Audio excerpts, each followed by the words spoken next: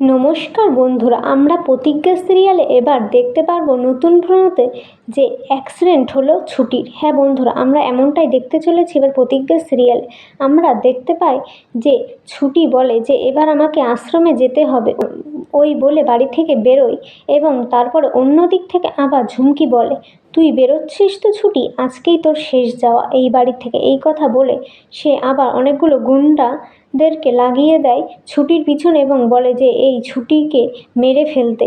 এবং তারপরে ছুটি যখন ওর গাড়িটা নিয়ে বেরোয় তখন গুন্ডাগুলো ওর ছুটির পিছন পিছন গাড়িটা নিয়ে যায় এবং ও ছুটির গাড়িতে যে ধাক্কা মারে, যেই ধাক্কা মারে তখন ছুটি ওখানে পড়ে যায় এবং ছুটির মাথা দিয়ে রক্ত পড়তে থাকে। অন্য দিক থেকে আবার ওটা দেখতে পাই ইন্দ্র আবার অভিকে ফোন করে বলে যে ছুটির অ্যাক্সিডেন্ট হয়েছে। ওই কথা শুনে অভি তাড়াতাড়ি আসে এবং ছুটিকে কোলে করে নিয়ে ডাক্তারের কাছে যায় এবং ডাক্তার বলে ওনার অবস্থা তো খুব খারাপ, তাড়াতাড়ি আপনারা টাকা জমা করুন।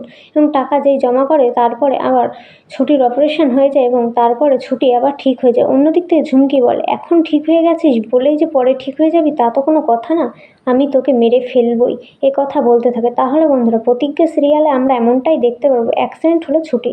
ধন্যবাদ জানাই সবাইকে। ভিডিও